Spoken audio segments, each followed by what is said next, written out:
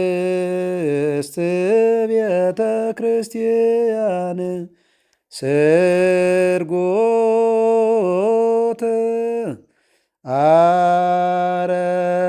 አረፋቲሃ ወስዕርት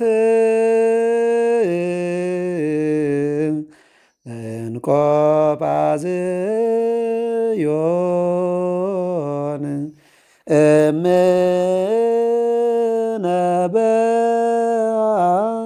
ቅድስት ቤተ ክርስቲያን። ሰላም ጤና ይስጥልን። የስርዓት ሚዲያ ቤተሰቦቻችን እንደምን ሰነበታችሁ? እንደምን አላችሁ? እንደምን ስለዚህ ሰዓት ደረሳችሁ? አሜን። የአባቶቻችን አምላክ የእኛም አምላክ ልዑል እግዚአብሔር ለዚህ ዕለት አድርሶናልና ስሙ የተመሰገነ ይሆንልን። መምህር እንዴት አሉ? እንግዲህ ዛሬ ለተመልካቾቻችን ይዘንላቸው የቀረብነው ምናልባት ስርዓት ሚዲያ ከጀመረ እንግዲህ ጊዜያትን አስቆጥሯል። በስርዓት ሚዲያ ብዙ መልእክታት ተላልፈዋል።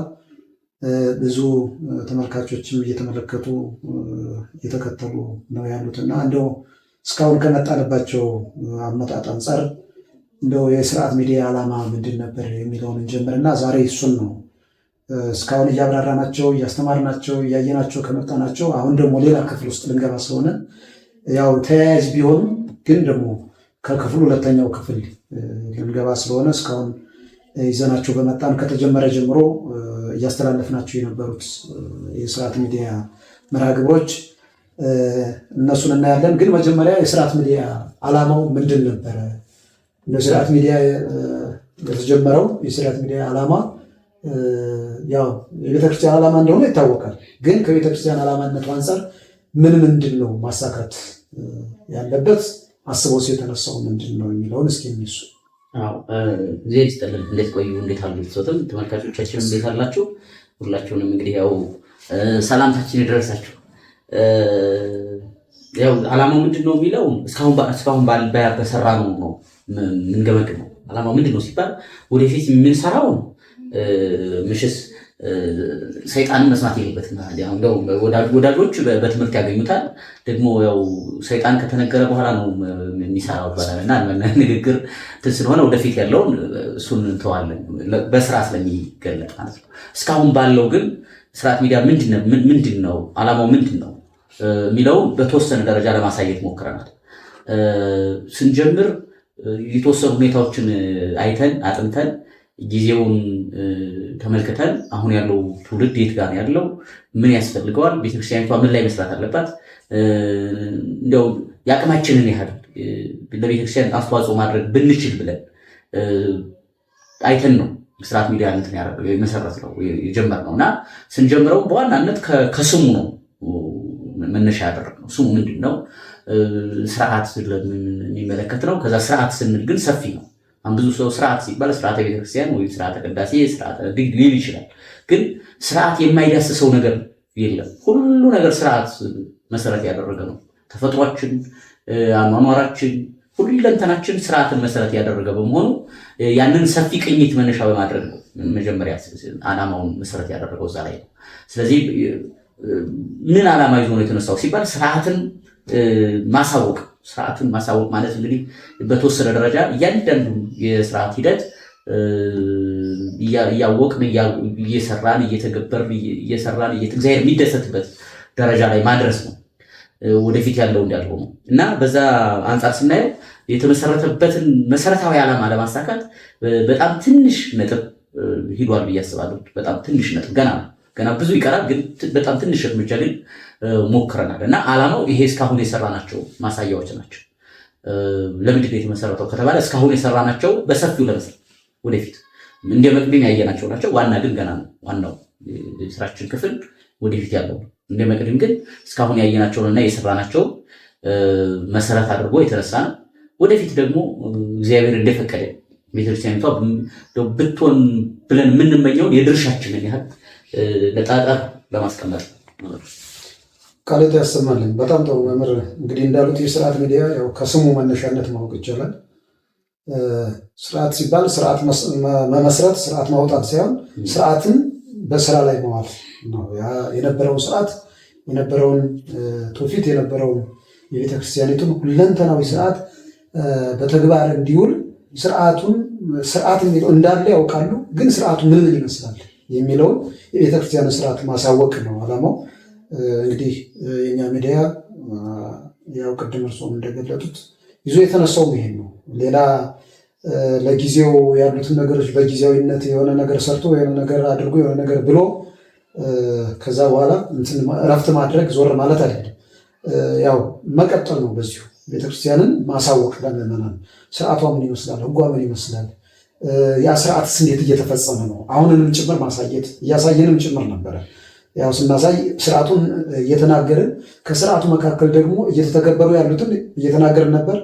ደግሞ ስርዓቱ እያለ ያልተሰሩትንም እያሳየን ነበር በተወሰነ መልኩና የስርዓት ሚዲያ ዋናው ዓላማው ስርዓትን ማሳየት ነው። ስርዓት የሚለው ደግሞ ቅድም እንዳሉት ስርዓተ ቅዳሴ፣ ስርዓተ ማኅሌት፣ ስርዓት የተቋም ስርዓት ነው። ስርዓተ ተቋማት የሚለውን የቤተክርስቲያን የተቋሟን ስርዓት እንግዲህ ሁሉም ነገር በስርዓት ውስጥ ስላለ እሱ ነው የምናሳየው። እስኪ ጥሩ እንደው እንግዲህ ዓላማው ይሄ ከሆነ እስካሁን ድረስ ቅድም የተወሰነ ነገር አሳይተናል ብለን እናስባለን። እንዳሉት እውነት ነው፣ የተወሰነ ነገር እንዳሳየ እናስባለን።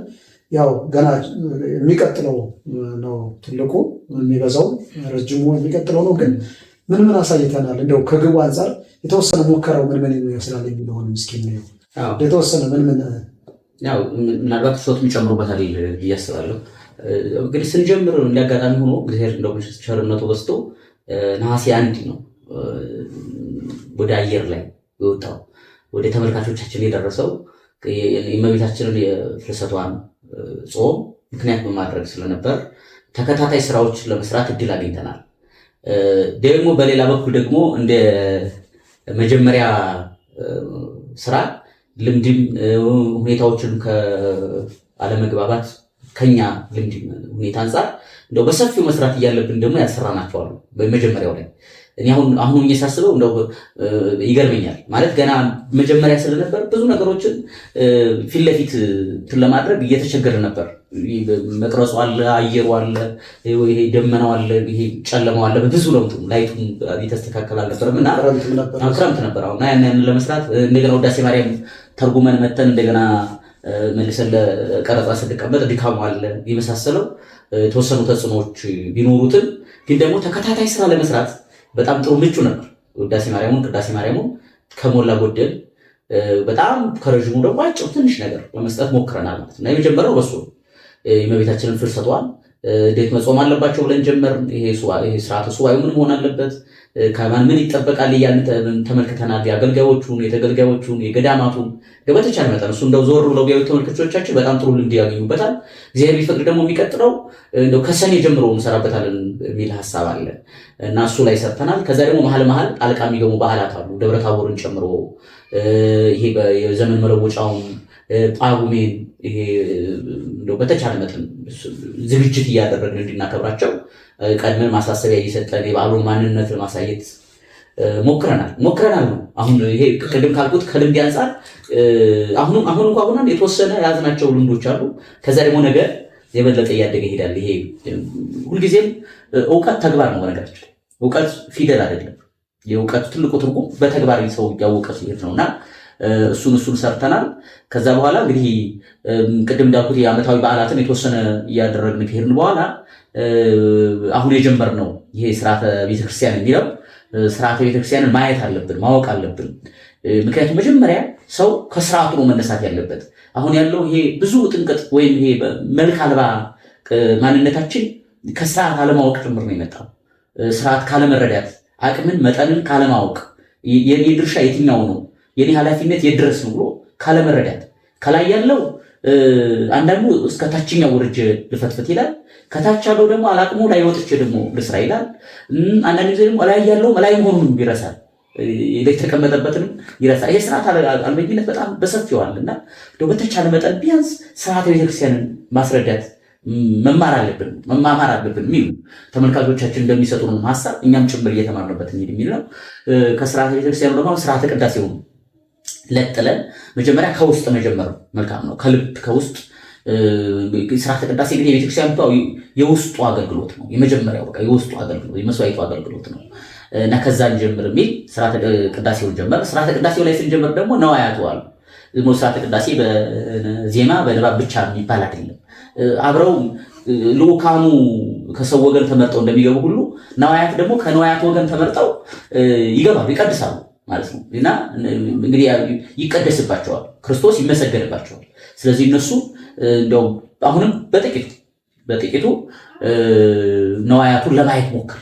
እስካሁን ባለን ጊዜ ነዋያቱን በቤተ መቅደሱ ያሉትን አገልግሎት የሚሰጥባቸው ጸሎት ይደረግባቸዋል፣ ይከብራሉ። ከዛ በኋላ አገልግሎት ይሰጣሉ። ምዕመናን በልዩ ልዩ አጋጣሚ ያዩዋቸዋል፣ ይባረኩባቸዋል። እነዛ ነዋያት ምንድን ናቸው? ምሳሌያቸው ምንድን ነው? መጽሐፍ ቅዱሳዊ መነሻቸው ምንድን ነው? ቤተክርስቲያን ከየት ያገኘቻቸው? እንዴት ተተረጉማቸዋለች?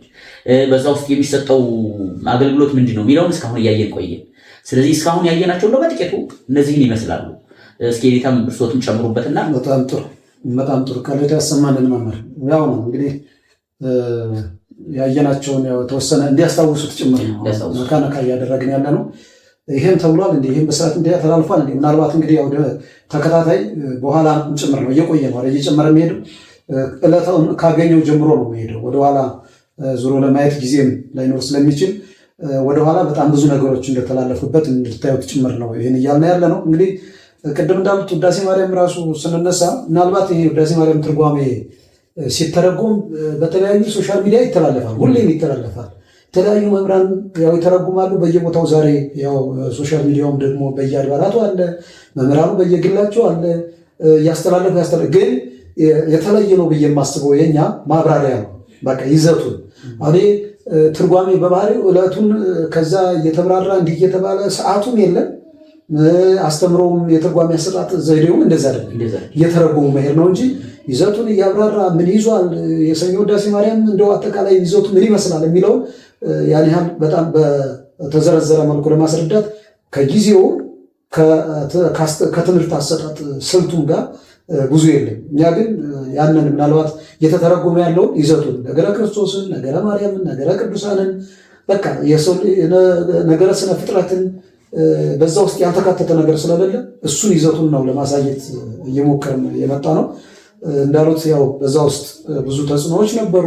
ግን ሆኖም ግን በጣም ጥሩም ነበር ያሰኛል። እንትኑ በዛ እንደ ጀማሪነት እንደ መጀመሪያ ጊዜ ያን የፍልሰታን አገልግሎት ተቋቁሞ ደግሞ ለምዕመናን በተወሰነ መልኩ እንደዛ ማስተላለፉ ቀላል ነገር አይደለም እና ጥሩ ነገር። ከዛም ሲቀጥል የመጣንባቸው በጣም በዓላትን ማስተላለፍ ይተላለፋል እኮ በሁሉ ቦታ።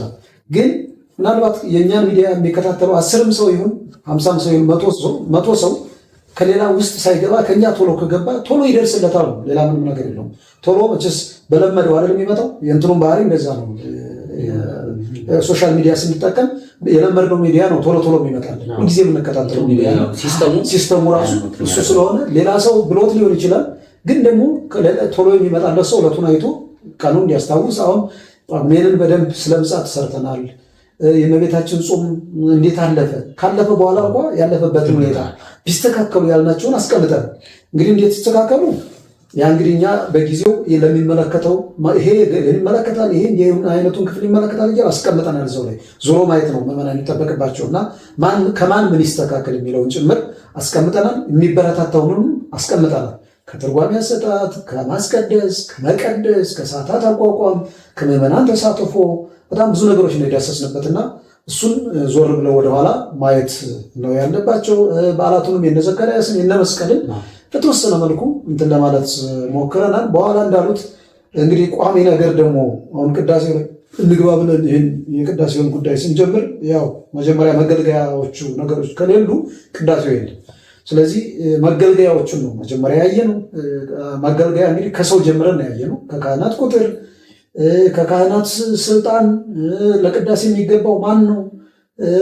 እንደው እናቶቻችን ጭምር እንኳን አንስተናል። እንደው ካዩት ቅዳሴ ለምንድን ነው የማይቀድሱት እናቶች እህቶች ብለን ጭምር እሱን ጭምር አይተናል። እና ዙረው ቢያዩት ያገኙበታል ያልነው ነገር አለ እዛው እና እሱን ቀላል መልእክት አይደለም ለሚጠቀምበት ሰው። ነዋያተ ቅድሳቱን እኔ ሆነ ለመናገር ነዋያተ ቅድሳቱን እስካሁን እንደው ምናልባት በትንሹም ቢሆን እንደዚህ አይነት ውስጥ ገባ ብሎ ንዋያተ ቅድሳቱን በዝርዝር መልኩ ተቀምጠዋል ብዬ እኔ አላየሁም እስካሁን ሶሻል ሚዲያው ላይ።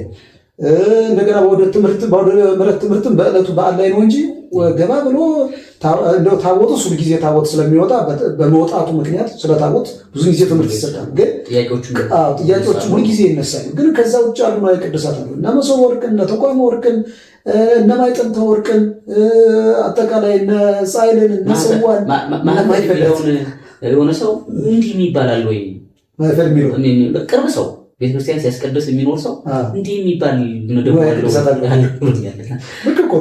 ደግሞ መጠሪያቸውም እኛ ያው እንትናቸውን እኮ ሊያዩት ይችላሉ። ንዋያቱን በራሱ ኩስኩስታውን ያዩታል። ግን ኩስኩስት ምንድን ነው? በቤታቸው ያቆጣል ስም አለ ኩስኩስት አለችውና እነዚህ ቀላል ነገሮች አይደሉም። ምክንያቱም እኛ የምንገለገልባቸውን የምንጠቀምባቸውን እቃዎች ከመጽሐፍ ቅዱስ ያመጣናቸው እንደሆኑ በደንብ ማየት ያስፈልጋሉ። ገባ ብሎ በደንብ ማወቅ ስለሚያስፈልግ ነው እነሱን እያነሳን ያለ ነው። እና እነዚህን ምዕመናን በደንብ አሁን ወደኋላ ተመልሰው የጠቀስኳቸውን በጣም ያልጠቀስናቸው ብዙ አሉ። እዛ እነ ደወልን እነ ቃጭልን በአጠቃላይ በእጅ የሚያዙ ነገሮችን በሙሉ እነ መስቀልን እነ ጧፍን ጭምር አልቀረንም፣ እነ ጥላን ጭምር አልቀረንም። እና እነሱን ማሳየት ቀላል ነገር አይደለም። ለሚጠቀምበት ሰው ገብቶ ማየት ለሚፈልግ ሰው ከመጀመሪያው መጀመር አለብኝ ብሎ ካሰበ ሰው እንዳሁን እኛ ችግሩ ምንድነው? ዋና ዋናዎቹን ሳናተኩር ይሄ ዕለታዊ ጋጋታ ዕለታዊ የሆነ ብቻ ሰዎች እንደውም የሚገርመው ከኛ ጭምር ያሉት የሚያነሱት ሌላው ከኛ ውጭ ያለውን ሰው ሊቃወም ያነሳው ነው እንደገና ጥያቄ አድርጎ የሚያመጡት። ይሄ ችግሩ ምንድነው? ሌላው ሲለው ከመስማት መጀመሪያ እኛ ማወቅ። በቃ አሁን ችግሩ ምንድነው? ሌላው ሰው እኛም መጥላፊያ ስለሚፈልግ እውነታውን ውሸት አስመስሎ አምጥቶ ያወጣዋል። ያን ጊዜ ነው አለ እንዲህ አይነት ነገር የሚባል ነገር የሚመጣው። እንደዛ ከማለት ምን አለ የሌላ አንደበቱ ነው መምጣት። እኛ ደግሞ ከሌላ መስማት፣ ከሌላ ሰምተን ደግሞ የሌላውን ጥያቄ አብረን የሌላው አገዙነት ጥያቄ ማቅረብ። ይሄ ከመሆን የመጀመሪያ የራስን ንብረት ማወቅ። አንድ ሰው ንብረቱ ከጠፋ በኋላ ሌላ ሰው ይዞት ቢያየው ይሄ የኔ ንብረት ነው ለማለት መጀመሪያ የንብረቱ ምልክት መኖር አለበት አይደል? ንብረቱን በደንብ ማወቅ አለበት። ይሄ የኔ ነበር። ከዛ በሰው እንኳን ምን ይመስላል ንብረት ሲባል ምልክት መስጠት አለበት። የሱ ለመሆኑ የኔ ነው ለማለት እንዲህ ቃይ ነው አውቀዋለሁ አብሮ ይኖራል ማለት አለበት እንጂ ሌላ ሰው ከያዘ በኋላ ምንም ፊት ምልክት ሳያወጣበት የኔ ነው ቢል የሱ ነው ልጅ። ስለዚህ በደንብ ይሄን በጣም የዘረዘርናቸው ቀላል ነገሮች አይደሉም። ዞሮ ዞሮ ብዙ እነ ወርሃ ጽጌ አሁን እንዴት አለፈ ብለናል። በእውነት ወርሃ ጽጌንም አሁን በደንብ ነው የተወሰነ 1 2 3 ክፍል አድርገን ያየነው። በጣም ቀላል የመሰሉ ግን እየቆዩ እያደጉ ሲሄዱ በቃ አስቸጋሪ ሊሆኑ የሚችሉ ምዕመኑን ከቤተክርስቲያን በቃ ጥያቄ ማለት ውስጡ ጥያቄ እንዲፈጥርበት ሊያደርጉ የሚችሉ አንዳንድ የማይገቡ ነገሮች በሚደረጉት ነገሮች ላይ ደግሞ አንዳንድ ያለመሰሉ ልክ ያልሆኑ እነሱን ጭምር አይተናል በክፍል አስቀምጠን እና ከአገልግሎት ጋር ከዝክር ጋር ከንስሐ ልጅና ከንስሐ አባት ጋር ግንኙነት ስለ ዝክር ንስሐ አባትና ንስሐ ልጅ እንዴት ነው አብረው ጽጌን ሲዘክሩ ከመጾም አለመጾም ጋር እነሱን ሁሉ አንስተናል።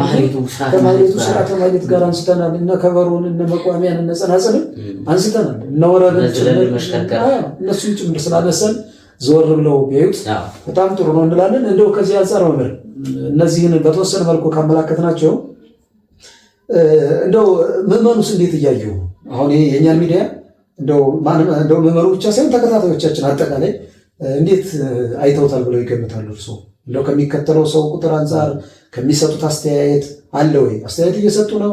የተከታተሉንስ ነው?